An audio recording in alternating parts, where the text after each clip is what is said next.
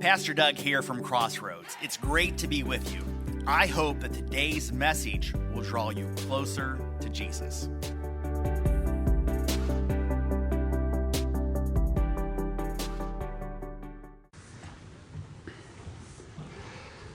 Have you ever had an experience that did not live up to your expectations? They're not a lot of fun, are they? I can remember one family vacation. We booked this resort hotel in Florida at Fort Lauderdale, right on the beach. It was supposed to be really awesome and had this cool, Spanish architecture to it. It had this massive pool. It was steps away from the beach. We were so looking forward to it. I was really excited. I'd never been to Florida before. So we show up at this resort. We walk in, and immediately we knew this was not going to be what we expected. There was literally a guy jackhammering in the lobby. That's not a good start.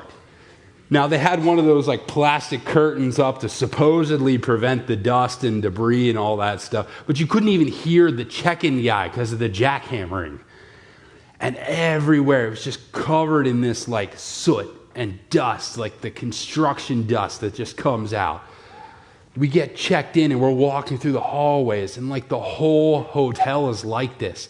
It's just, there's this mist, this fog of construction dust from all the construction happening at this hotel. I'm not sure if we can do this. We get up to our room, we walk in our room, same thing, dust everywhere. There is a takeout food container still sitting in our room that we checked into. That's also not a real good sign. We can feel the walls vibrating from the various construction projects happening in this hotel. I don't think we can do this. The final straw was after we've been walking around for 20 minutes, my brother started coughing. Just coughing and couldn't stop coughing because of all the dust in the air. Immediately we have to get on the phone and be okay, this is not what we were expecting. This is not what we came for. This is not vacation. We are not staying here. We lasted less than a day. And then we had to pack everything back up, load it back in the car, drive to another hotel, go through that same process all over again. You ever had that experience? Something like that? Or maybe you had a horrible experience at a restaurant. I was out with some friends at a rooftop place in Lancaster, and we sit down. And all of a sudden, as soon as we get seated, people around us are they've been here for an hour and don't have food. We've been here for longer and we don't have our food. That's not, that is not how you want to start your restaurant experience. But probably all of us have been there. None of us like it when our experience of something doesn't match up with our expectation. It leaves a bad taste in our mouths. It gives us an overly negative bent on a specific experience. And it causes us not to want to re-engage again. That restaurant that we went to, we had been there an hour and a half before we got our food. The food was terrible.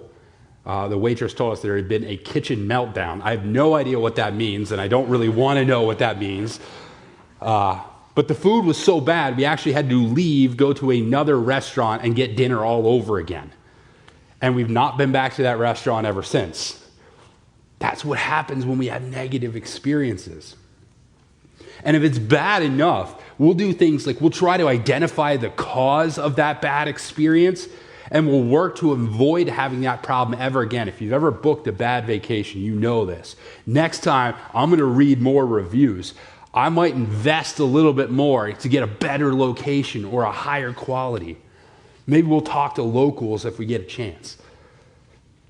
So we'll engage sometimes in specific behaviors designed to help us avoid that negative experience again. We'll work on the front end next time to avoid having bad experiences, to give ourselves the best possible chance to have a great experience. So this is the second week of our series about groups. Last week we talked about that we are designed for groups. There are things you have to offer and things you need to receive from other people. And the best way to do that is in groups. So this week we're going to talk about how we succeed in groups. Because we believe that it's vital for your spiritual development to be connected to a group, we want to provide you with those opportunities. That's why we have our community groups. That's why we are encouraging you to sign up for our groups. But we don't just care about getting you into a group. We actually care about what that experience is actually going to be like for you. We want it to be an incredible, relational, and spiritually beneficial experience for you. Now, if you've ever been in a bad group, whether it's at work or school, church, or a sports team, bad groups really, really hurt your experience. In college, in the summers, I worked at a country club. And in a lot of ways, this was like an ideal job. I worked golf course maintenance. And you get to spend all summer out in this beautiful course, driving around outside in the weather. It was incredible. The only problem was nobody on this small team of employees could get along with one another. They all hated each other. Every day at work, there was some sort of argument or fight. Everyone was walking around on eggshells. What could have been this incredible experience wasn't, because the group of people was so bad.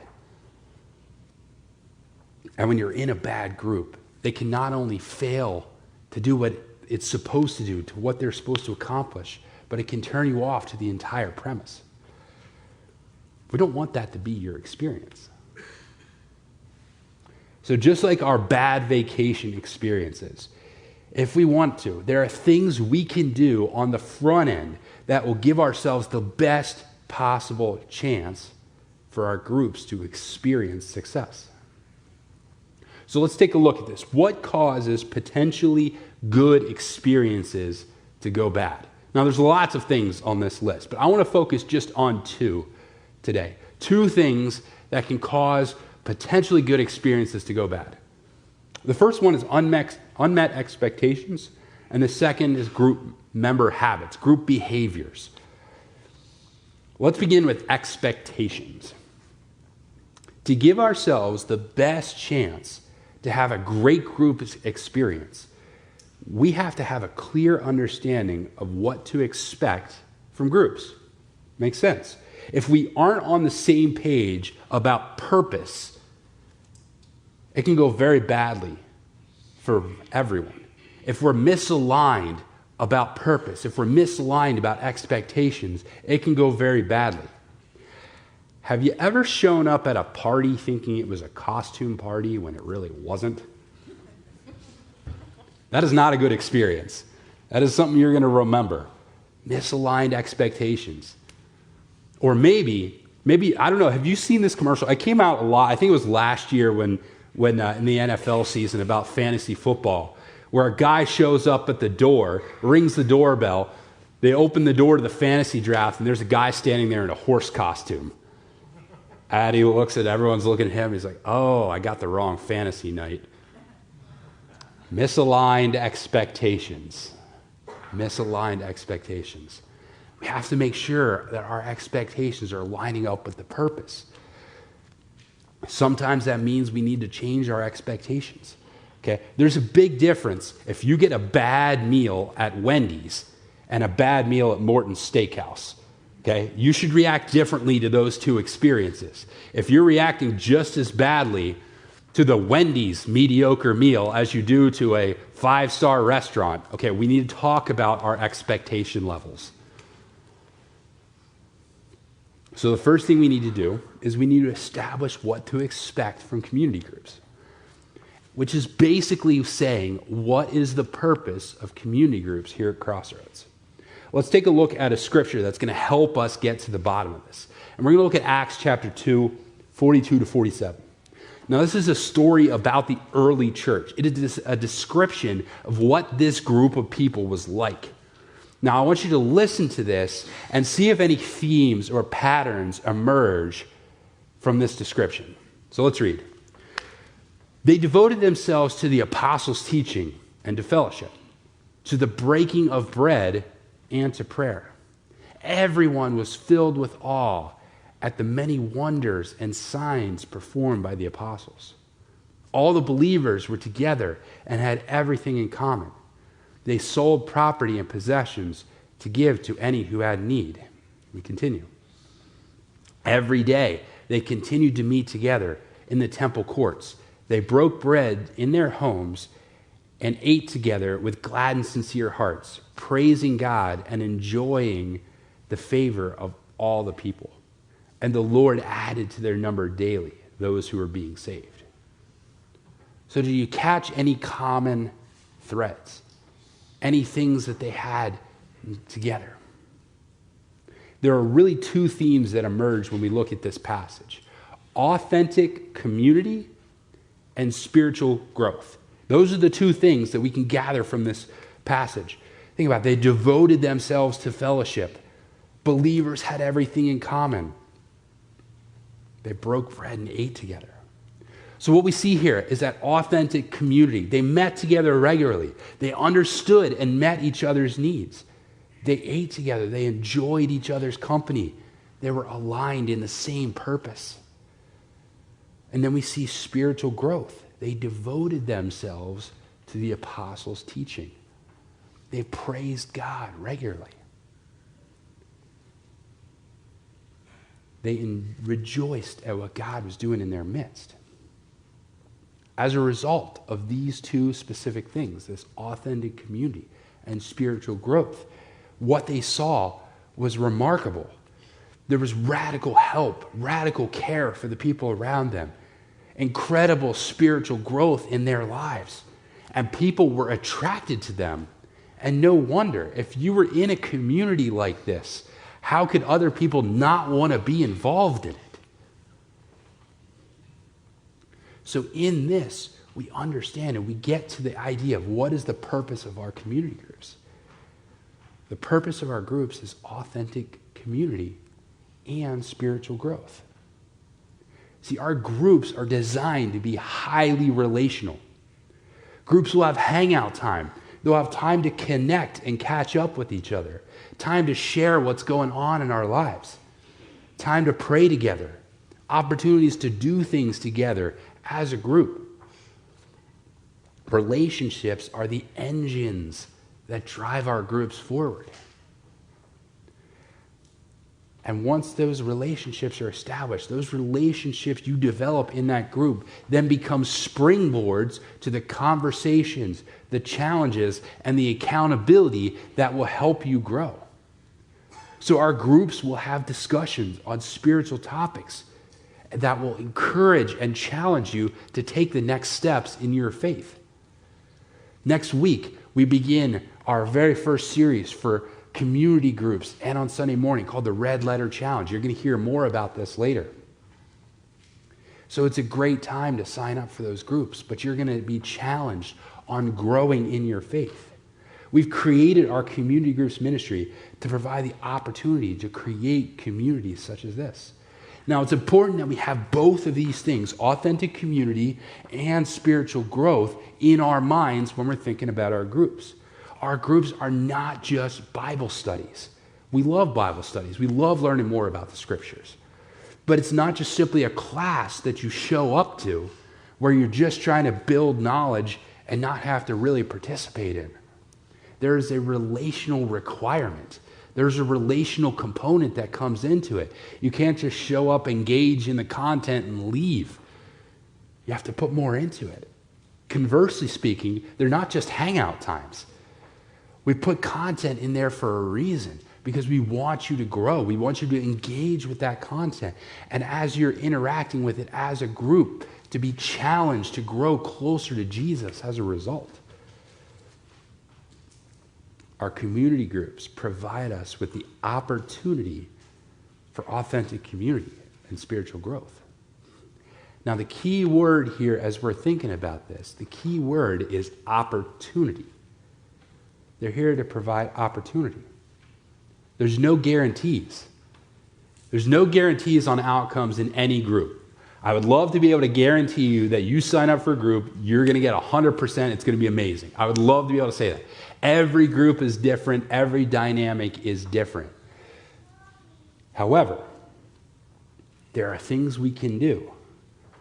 There are things we can do that will help us that will give us the greatest opportunity to succeed when it comes to our groups. There are things we can do that will help us.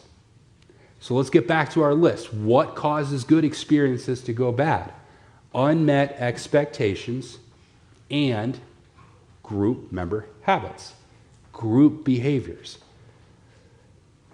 So let's look at the group behavior aspect of this. There are things we can do as individuals that can help us have the best possible group experience. And if every single one of us in our groups engages in these 5 commitments, we create the likelihood of a great group's experience. It's not a guarantee, but it's a likelihood. So let's look at the 5 commitments. Participation, confidentiality, support, not advice, shared ownership, and priority. Now we're going to spend some time looking at each one of these things, and I want you to think about them from the relationship of what can I do in these areas to help us succeed as a group. So the first one is participation. Groups are not something you show up to. They're something you engage in. Let's look at Hebrews chapter 10. This will give us an idea. And let us consider how we may spur one another on towards love and good deeds, not giving up meeting together as some are in the habit of doing, but encouraging one another, all the more as you see the day approaching. Think about this. Listen to the words here. Spur one another on. Do not give up meeting together, encouraging one another. These are all action words. They're engagement words. They're words that talk to us about how we're supposed to interact with other people. Each one of us has a role to play within our groups. Each person is needed. Like we talked about last week, every person has a role to play in the spiritual development of someone else. That's why we're called to engage, to participate. Now, I understand when it comes to groups, there are personality effects that come into order here. Everyone has a slightly different personality and personality tendencies which dramatically affect how you act and operate within a group. How many of you were here a few years ago when we did the color study? I loved doing that color study because it gave us an understanding of each other's personalities. Okay, and basically, for those of you who weren't here, just real quick recap. We evaluated people kind of on 4 different scales. Were you introvert, extrovert, or were you people-oriented or task-oriented? And you were a combination of those, and we assigned colors to each one of those combinations. But those have dramatic effects. Our personalities have dramatic effects on how we interact in groups. I have been in groups where nobody talks. Someone asks a question and it's dead silence, and everyone is sitting around there staring at each other.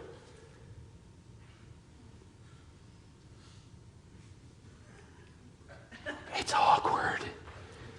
It's really awkward. Nobody likes to be that. And the longer it goes, then nobody wants to be the one who interrupts it and says the obvious thing that, hey, this is awkward. I'm going to have to say something. I've also been in groups where nobody will stop talking. Everyone is talking all the time. They're talking across each other. They're talking over each other. There's side conversations going on over here. We also don't get anything done in those environments either. So, you know your personalities, or you have some idea of your personality.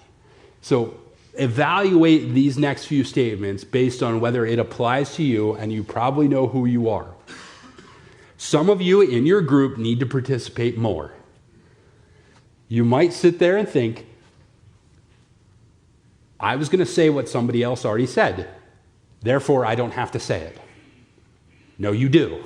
You do have to say it. We need to hear it from you also. We need to know that's what you are thinking, not just that you're okay with what somebody else thinks, even though we don't know that because you're not saying anything. Some of you need to participate more. Some of you need to participate less. Some of you will talk absolutely about everything. The moment somebody else stops talking, you think of a story and you jump in there with another story that you tell for a really long time. Do you know any long storytellers? There is no detail too minute to be included in that story. Even if it involves the backstory of a person across the other side of the country you don't know, don't meet, and don't care about, you need to hear about it. Some of you need to participate a little bit less and open up space for somebody else to participate. Some of you need to not be so worried about critiquing the poor grammar that the person that talked ahead of you was saying and actually listen to what they have to say. Some of you get really fixated on grammar and punctuation and those type of things, and it distracts you from listening to what somebody else is actually saying. And some of you need to stop thinking the leader needs to get this discussion back on track. We are way off topic. We are way farther down the road. We are never going to get to the prayer time if we don't cut it off. Some of us need to ease up on some of those things. Our personalities affects how we interact in groups. Participation is about your mentality. How can you best help your group with your participation? How can you serve your group beyond your mere presence? How can you serve your group with your engagement? It may mean talking more. It may mean talking less. Second one, confidentiality. James 5:16 says this. Therefore, confess your sins to each other. We are supposed to be able to trust each other with what we're struggling with what's going on in our lives. This is a participation. This is a major thing when it comes to the life of believers in our relationships. We are supposed to be doing this with each other. This is a deep part, a vulnerable part, a necessary part of community. And it is impossible without confidentiality. There's always limits to confidentiality, but primarily what stays and what's said in the group needs to stay in a group. Nothing kills a group faster than when someone takes something that was said within that circle and it leaves that circle and gets said to somebody else. Nothing kills a group faster. The first time that happens, nobody in that group is ever going to share anything personal again. This is part of the reason why the scriptures often talk about how terrible gossip is. It's destructive to relationships. It absolutely destroys trust. And trust is the foundation of any genuine relationship. If your group does not have trust, you won't have authentic community, and you will not have spiritual growth in that group. You won't. Now, trust takes time. People trust quicker than others. Some people are very good at this. Some people are much more hesitant.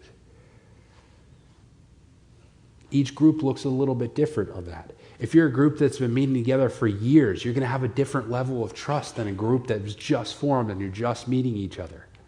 That's understandable. Trust takes time. But here's something that you can do to help with that. Take the first step. Be the first one to trust your group.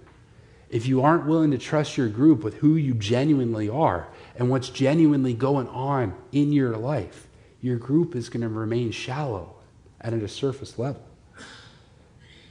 Now, the key moment in any group is when somebody first shares something personal. The group gets to decide how to respond to that. Will the group recognize it for the moment that it is? That someone opened up and shared something and be thankful and grateful for it. To thank the person for sharing. Do we respond with openness to that? And do we reciprocate with openness? If someone starts sharing things personal about their life, do we respond by also sharing personal things about our lives? If no one reciprocates to the openness will close back down. Confidentiality is key to any group success. Next, support, not advice. Support, not advice. Now, a lot of you have received over the years unwanted or unnecessary advice. Now, this is something that happened to us recently. It's more funny than it is like really terrible advice. But we were at a family get-together, and a lot of our family on this side of the family had not met Olivia before. So everyone was taking turns holding her and talking about her, and she's been going through this thing where she's teething and drooling all over everything, and so there was lots of talk about teething. And the first family member takes her, holds her, you know what you should do for teething? You should get a chicken bone and let her chew on a chicken bone. That's great for teething. Chicken bone? What are we talking about here? Next family member holds her. You know what you should do? You should get her a chicken bone, and you should chew on a chicken bone. Third family member, you should chew on a chicken bone. I'm like, what's going on here? Finally, they pick up on the fact that everyone is recommending a chicken bone. And so they start going around, did you chew on chicken bone? Yeah. Did you chew on chicken bone? Yeah, you chewed on chicken bone. It's like, I don't think I'm going to go that direction. I mean, like I said, it was just more funny than it was like, this is horrible. But we get that. We all get advice. We all get unusual, unsolicited advice. Parents get it all the time. Or maybe if you're single, how many unsolicited relationship advice have you gotten? Especially probably at family get-togethers and meetings. You understand that this happens all the time. So here's the thing. In groups, it is not your job to fix the other person. It's not your role to tell them what to do with their problems when they bring it to group, unless they directly ask for your group's advice. If they directly ask, then go ahead, share, give them your thoughts. And this is hard for some of us, because some of us are designed that we just want to fix problems. We hear a problem, we just want to jump in and fix it. And some people are just more inclined to say, oh, you are so right. You're right. And we just agree with whatever you're thinking or saying. And that's not helpful at all times. Many people who want to give advice are well-meaning, but what they think is helpful can actually come off as misguided and condescending. And this can have damaging effects on the relational dynamics of your groups. Once this starts happening to somebody when they share, again, group discussion will curb, will calm down. People are not going to want to share these things if they know they're just going to get a bunch of advice they don't want. Support, not advice. Next, shared ownership. Let's look at Ephesians chapter 4, 11 through 13 here. So Christ himself gave the apostles, the prophets, and the evangelists and pastors and teachers to equip his people for works of service, so that the body of Christ may be built up until we all reach unity in the faith and in the knowledge of the Son of God and become mature. So think about this. When we look at this, Jesus gives us leaders to do what? To equip people. To equip people. For what purpose? Why do we equip people? For works of service. Now, we could spend a long time unpacking this passage and all of its implications for how we do ministry in the church. But for our purposes, for group purposes, the job of leaders is to equip the people's job to do the works of service. For groups, this means this specific thing. Your group leader wants to do groups with you, not for you. Your group leader wants to do groups with you and not for you. You are just as responsible as your group leader at helping your group become a success. You are just as responsible for it. It's so easy for us to have a tendency to just sit back and default to our leader. The leader takes care of everything. They show up. All you have to do is show up. And we outsource all responsibility in the group to our group leaders, whether it's for communication or planning or food or any of that type of stuff. One of the complaints I hear regularly from group leaders is that I send out texts or I send out emails and I have a hard time getting responses. People don't respond to me. We're waiting until the last minute to try and figure out how this is going to go. Don't do that. Your group leader texts you, emails you, get back to them. I know we're all busy, but we can do that. And the problem is that it's not just affecting the group leader experience, but you're limiting your own experience. The more we invest in something personally, the more we get out of it. And that's true in almost everything. So ways that you can help share ownership: volunteer to pray in your group, offer to help with snacks or scheduling, offer to be the one who sends out the group message, take a turn leading discussion, ask your leader, hey, is there any way I can help? Those are real simple things that we can do to help make the group experience better. And now we turn to our last one, priority. This really should be the first one. But there's a lot here, so we're gonna save it for last. If you want your group to succeed, are you willing to make your group a priority in your life? Are you willing to make it a priority? Matthew 6:21 says this, "For where your treasure is, there your heart will be also." And this is not just talking about our money, it's talking about what we value. Do we value our groups properly? And there's two ways that we can value our groups in our priority list. Do we want to value our groups? Can we value our groups in our calendars? When conflicts come up in our calendars, what we decide to go to determines what our priorities are.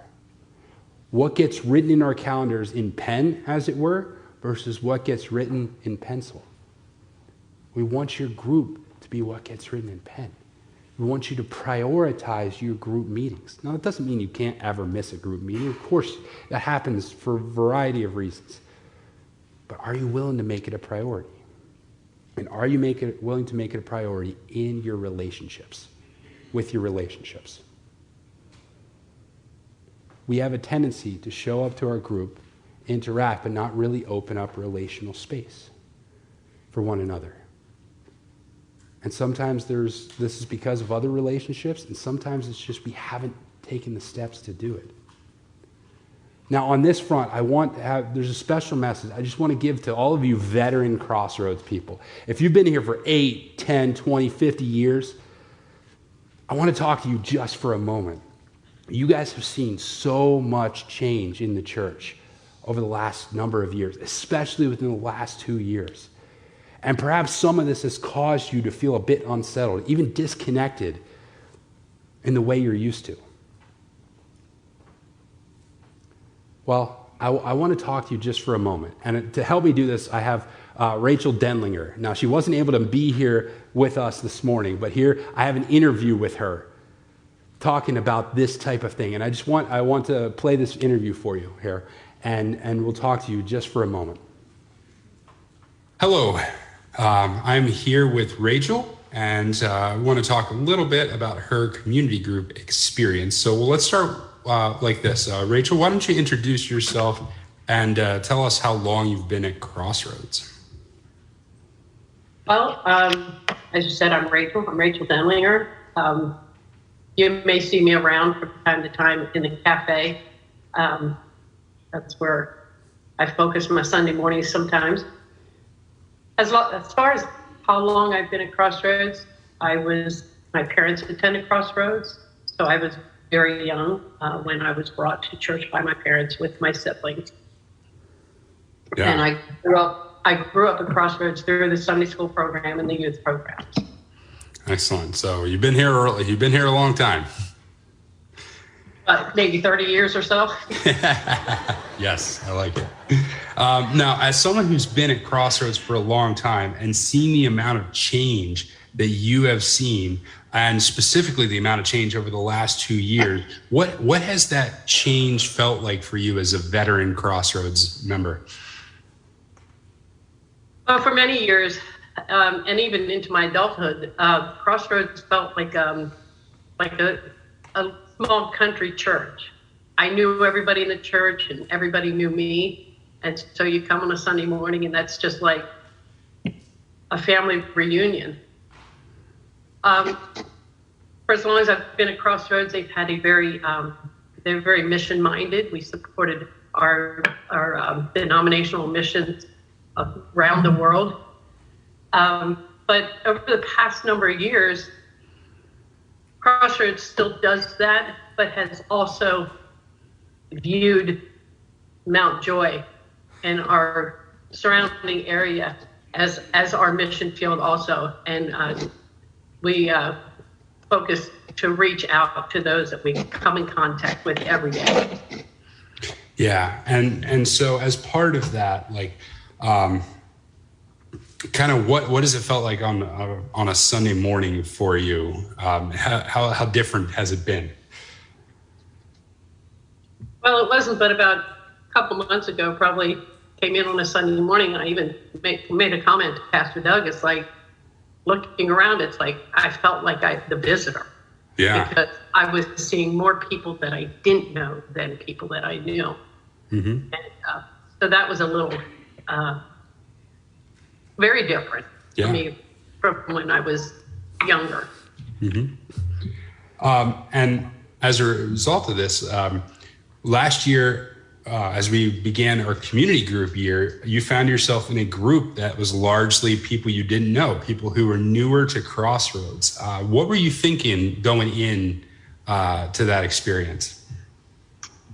Well, I was a bit apprehensive going into that, not only because I knew you and Jess, but I didn't know any of the others in the group. Plus, I was the old lady in the group too.